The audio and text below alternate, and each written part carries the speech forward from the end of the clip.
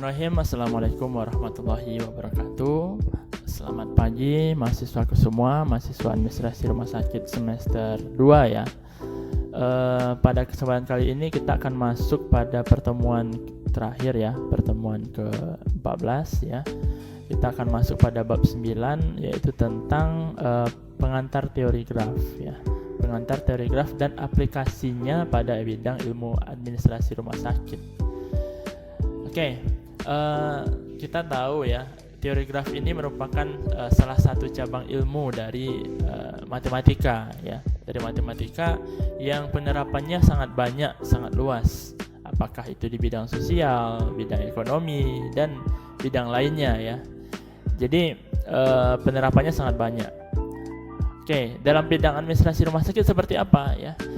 Nanti saya akan tampilkan salah satu penerapannya, dan mungkin Anda nanti bisa mengembangkan ya penerapan teori graf ini pada aplikasi lainnya ya.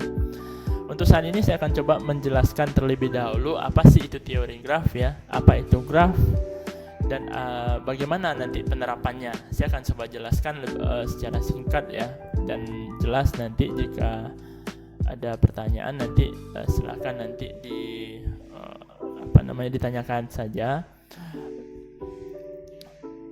Oke, graf ya. Suatu graf ya, bisa kita lihat di sini. Suatu graf didefinisikan sebagai himpunan suatu pasangan himpunan ya, pasangan himpunan. Jadi ada himpunan VG, ada himpunan EG, ada himpunan CG. Jadi suatu graf G itu dilengkapi ya, dalam bahasa simpelnya dilengkapi oleh ada V, ada E, ada CG. V itu apa? V itu adalah himpunan tak kosong dari suatu titik ya. Jadi ada titik namanya. Jadi kalau graf ini ada hubungannya dengan titik. Ada E itu sisi. Jadi ada sisi, ada titik, ada sisi, dan ada satu lagi C ya, CG. CG itu adalah fungsi ya, fungsi keterkaitan. Jadi ada 3 elemen di sini, ada VG, ada EG, dan CG. Di bahasa simpelnya, suatu graf itu ada titik, ada sisi, dan ada keterkaitannya. Ada namanya orde ya. Orde itu adalah banyak titik pada suatu graf. Kemudian ada namanya ada namanya ukuran ya. Ukuran itu adalah banyak sisi pada suatu graf. Oke, coba kita lihat contohnya. Contohnya seperti ini. Ada VG, ada EG. VG itulah himpunan dari titik ya. Ini himpunan ya, yang seperti kita bahas di pertemuan pertama ya tentang himpunan. Nah, ini V1, V2, V3, V4 ya. Ada 4 titik ya berarti ya. Ada EG, E1, E2 sampai E5 itu ada 5 titik. 5 sisi ya. 5 sisi. Nah, kita lihat keterkaitannya bagaimana. Nah, itu dia fungsi dari C tadi ini fungsinya.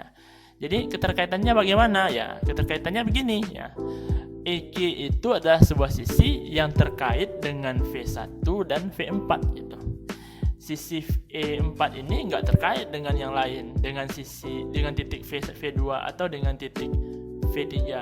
Jadi keterkaitannya sisi itu dengan titik, bukan sisi dengan sisi. Kalau sisi dengan sisi tentu bentuknya berhimpit gitu ya, ataupun titik dengan titik gitu, maka bentuknya berhimpit. Jadi keterkaitan itu adalah antara sisi dan titik. Jadi ada sisi E5 gitu ya, ada sisi E5 itu keterkaitannya dengan V4 dan V2. Nah, seperti itu. Itu namanya artinya dari C tadi, CG tadi. Oke. Ada namanya subgraf ya. Subgraf itu adalah bagian dari graf. Jadi ada graf. Nah, di dalam graf itu ada graf bagian gitu. Nah, seperti itu simpelnya. Coba kita lihat contoh. Seperti ini, subgraf ya.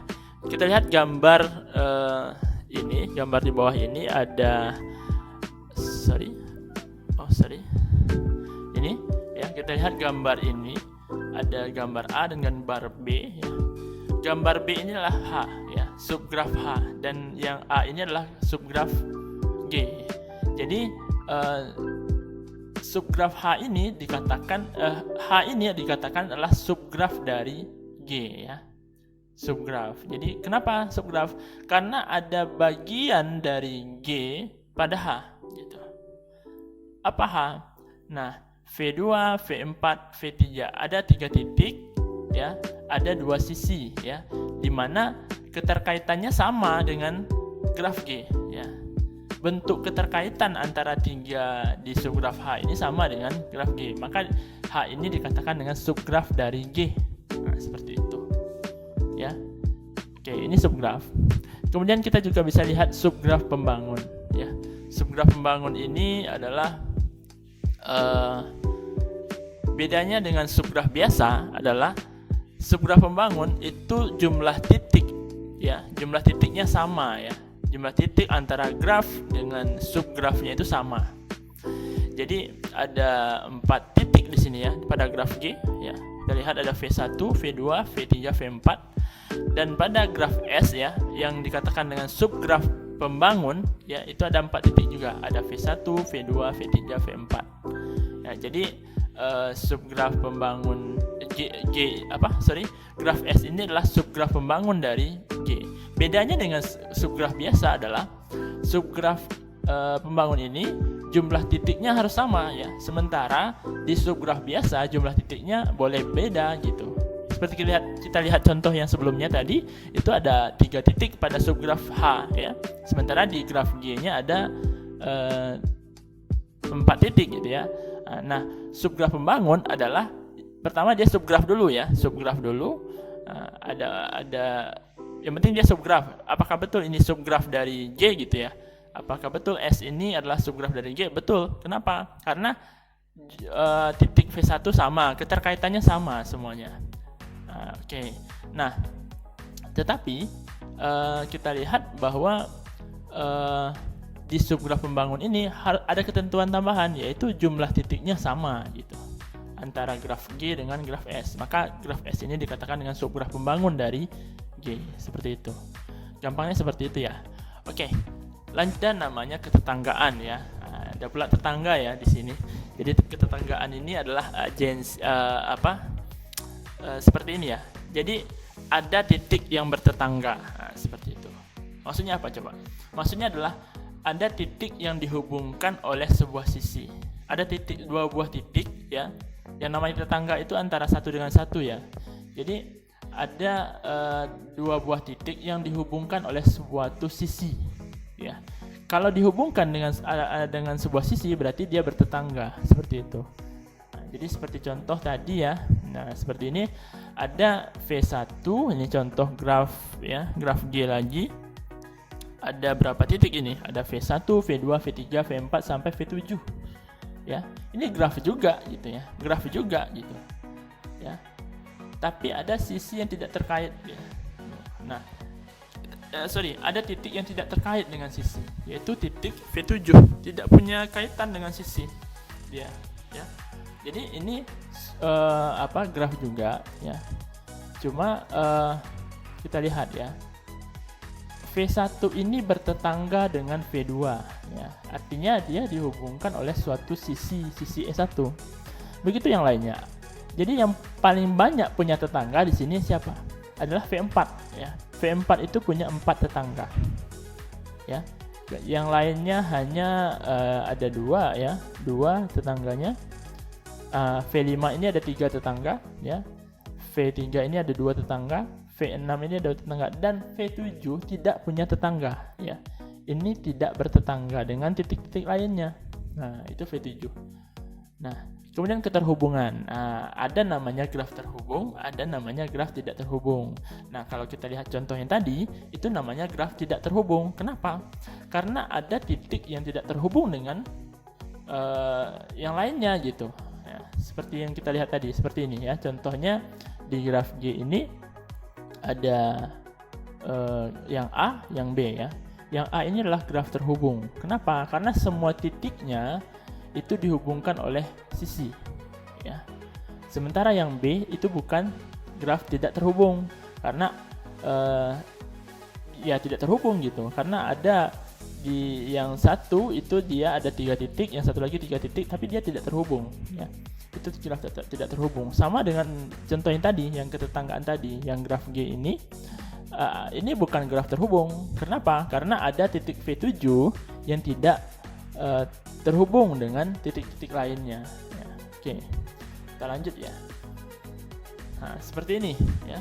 Ini kemudian ada namanya seperti ini ya. Ini graf terhubung ya. Kalau misalnya kita hilangkan sisi antara V3 V9 ya pada graf ini ya, maka dia menjadi tidak terhubung. Nah, itu namanya kalau di sini cut edge ya.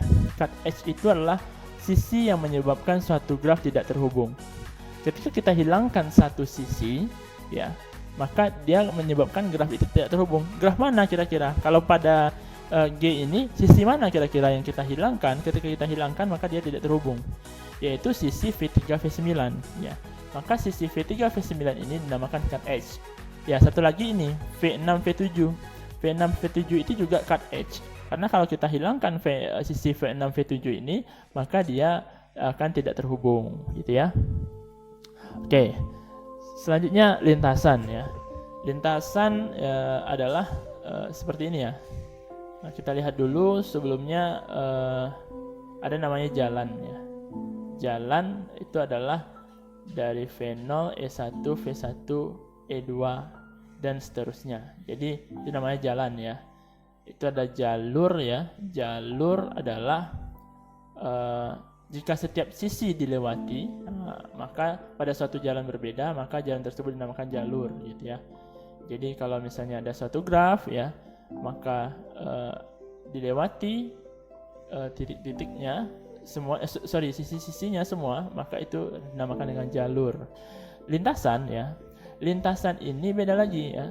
Kalau jalur sama jalan itu bisa titiknya dilalui 2 kali, 3 kali dan seterusnya ya. Tetapi kalau lintasan, titik dan sisi hanya boleh dilewati 1 kali ya. Titik dan sisi hanya boleh dilewati satu kali ya. Kita lihat contoh. Nah, seperti ini ya. Lintasan ini, misalnya seperti ini. Ini P ini lintasan ya, atau path ya. Lintasan itu V1, E1, V2, E2, V3, E3, V4. Jadi V1, E1, V2, E2, V3, E3, V4. Nah, ini adalah lintasan ya. Coba kita lihat ya. Sebentar. Nah, seperti ini ya. Ini lintasannya. Sorry, saya ganti warna. Oke, kita lihat. Nah, ini lintasannya. Ini ya, terus ke sini ya, terus ke sini ya. Nah, yang merah itu adalah lintasan ya. Lintasan dari V1 ke V4 itu lintasan ya. Oke, kalau jalan seperti ini, V1 kita lihat ya. Kita lihat V1, kemudian E5, kemudian V3, kemudian E2, V2, E1, V1-nya dilewati lagi ya. Itu jalan namanya. Jadi kalau titik dan sisinya dilewati 2 kali, itu namanya jalan. Kalau kalau trail atau jalur, itu sisinya hanya boleh dilewati 1 kali. Sementara titiknya boleh berulang kali. Sementara kalau path atau lintasan, itu sisinya hanya boleh dilewati 1 kali dan titiknya juga 1 kali gitu. Itu bedanya. Oke. Ada namanya siklus satu lagi ya. Siklus itu adalah dia berasal dari suatu titik dan kembali ke titik itu lagi gitu ya. Nah, seperti ini yang kuning. Nah, ya, itu cycle ya, atau siklus ya. Oke. Kita lanjut ya. Lanjut ke selanjutnya. Ada namanya graf berbobot ya. Kita sudah tahu itu lintasan apa, kita sudah tahu itu ada graf itu apa. Sekarang ada namanya graf berbobot. Graf berbobot ini adalah setiap sisinya memiliki nilai. Ada nilai dari setiap sisinya. Ya, contohnya seperti inilah. Kalau kita misalkan suatu jalur dari, ya kita lihat ya. Nah, ini seperti ini ya. Contohnya seperti ini. Ini adalah suatu graf ya yang punya nilai bobot pada sisinya. Seperti VPR dengan VBT, sisinya itu bobotnya 90 ya. Ini saya coba analisakan dari kota-kota di Sumatera Barat ya. Jadi ada PD ini Padang ya, PR ini Pariaman, BT ini Bukit Tinggi, PP ini Padang Panjang, SW ini Sawalunto, PY ini Payakumbuh ya, SL ini Solo. Ini kota-kota di Sumatera Barat ya. Jadi kalau ini kita katakan kilometer ya, artinya jarak dari Padang ke Pariaman itu adalah 20 kilo gitu ya. Dari Pariaman ke Bukit Tinggi itu 90 kilo ya, seperti itu. Dan dia bisa berhubungan. Tapi kalau kita mau dari Padang mau ke Payakumbuh, kita harus lewat ini dulu, lewat ke Padang Panjang dulu, lewat ke Bukit Tinggi dulu, dan baru ke Payakumbuh gitu ya, seperti itu. Nah, sebenarnya fungsinya seperti itu, tapi di administrasi rumah sakit juga nanti bisa kita lihat ya contohnya seperti apa. Nah, kalau kita lihat di sini titik-titik terhubung ini yang dihubungkan oleh sisi-sisi ya, ini bisa kita hitung nih mana sih lintasannya ya. Itulah kita berbicara lintasan tadi. Lintasan dari Padang ke Payakumbuh ada berapa gitu ya. Kalau kita lihat di sini kita bisa lewat Padang Panjang ya. Nah, seperti ini ya. Kita bisa lewat dari Padang ke Padang Panjang ya. Kemudian kita bisa ke Solo dulu boleh. Nah, kemudian kita langsung ke Sawalunto gitu ya. Kemudian ke Payakumbuh gitu ya. Nah, ini lintasannya. Kalau kita dari Padang ke Payakumbuh lewat ini lintasannya yang merah ini. Yang lain apa? Yang lain bisa. Yang lain juga bisa kita lewati ya. Nah, contohnya kemana lagi? Padang dulu, mau ke Pariaman dulu gitu ya. Habis dari Pariaman mau ke Bukit Tinggi dulu. Oh, nggak mau ke Payakumbuh langsung, mau ke Padang Panjang dulu boleh. Nah, lewat sini. Nah, terus dari Padang Panjang mau ke Solo, nggak boleh balik lagi ya. Kalau balik lagi itu namanya jalan ya. Ini kita berbicara lintasan. Dari Padang Panjang kita mau ke Solo. Nah, dari Solo ke Sawalunto baru ke Payakumbuh ya. Nah, ini bisa lintasannya juga seperti ini. Seperti ini juga bisa dikatakan dengan lintasan ya. Oke. Nah, tapi kan ini namanya jalan-jalan ya. Kalau misalnya lintasannya seperti ini kan jauh gitu ya. Nah, itu ada namanya setelah ini kita bahas lintasan terpendek ya. Lintasan terpendek mana yang bisa kita lewati sehingga dari Padang ke Payakumbuh itu paling cepat jaraknya. Nah, seperti itu kira-kira.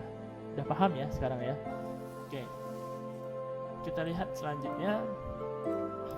Nah, ini dia, lintasan terpendek ya. Lintasan terpendek dari suatu titik ya ke titik akhir ya. Ya, itu dinamakan lintasan yang memiliki panjang minimum ya. Nah, itu adalah lintasan terpendek ya. Ada lagi jarak ya. Jarak pada graf berbobot adalah jumlah bobot minimum pada suatu lintasan dibandingkan dengan DUV. Jadi jaraknya itu berapa ya? Itu namanya panjang lintasan terpendek. Nah, makanya dinamakan dengan jarak. Oke.